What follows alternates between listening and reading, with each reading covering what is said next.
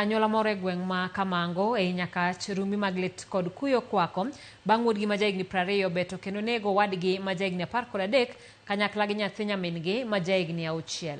Tim jore makama lit ne familia no ka obila dhi nyime gi timo nonro e wi gima omiyo rawerano nyokao okang' makamano. Millicent Adhiambo olosonwa lipodno. E gweng' ma Kamango e sub-county ma Nyakach, lwasi opong' gi rumbi mag lit kod kuyo ka jogweng' penjo mathoth ma pok giyudo dwokogi. Nochalonwa ngero to nok ochalonwa gima wang'eyo.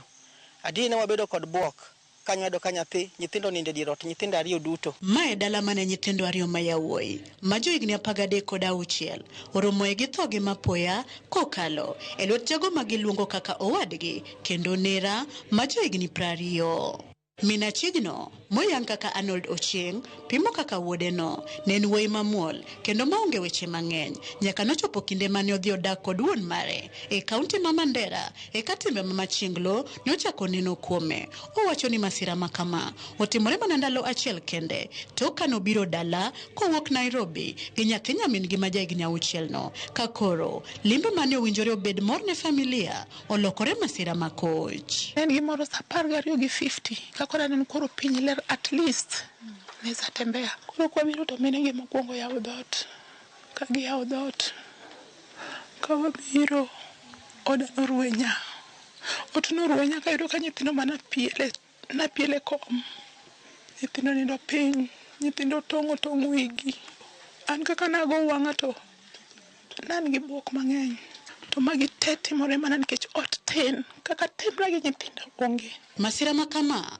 mane oweyo gweng' te ma Kamango gi buok notimore ko gwen mane piny orugodo nyoro ka joneno wacho ni achijno ne chunye odhil kendo onge buok kata matin bang' timo tim torano. Kachopo kata yudo kochung' kanyo to amba chung' e gate koro wang'iyore ochuna mondo agoche ne wadwa Justa ago simbe kamano ma jowogi oringo biro kane jowogi no medo biro eka koro wachoko chiel wadonjo ka wadonjo kwachopo ire kanyo to wayudo ka onge gima nen go kata palo onge go kata beti no onge go koro kano timo uchunguzi eko duogo yud ni kare no timo siri gi kwer.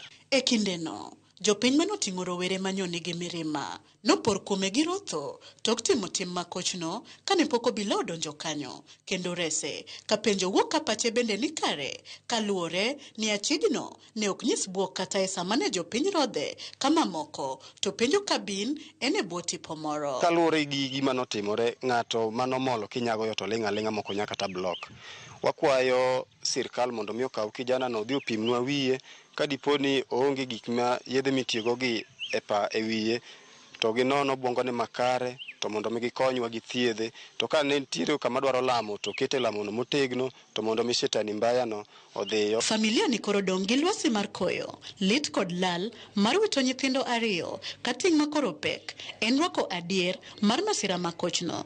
Mina chijno pod nigi buok gi luoro ni ka ok okony wuode to depo ka en be kinda piny ngimane nyalo biro yudore kuma rach. Nadwani mondo timne proper investigation mondo ng'e ka wiye rach kinyalo timne mondo ng'e gima rach mondo yud kaka konyora nikech next ok ing'e ng'ama biro nego ikia kata next an ema dhi biro na. Achijno obila ogeng'o ne tesind obila makatito e sama nonro matut kod chenro mag bero pod dhi nyime.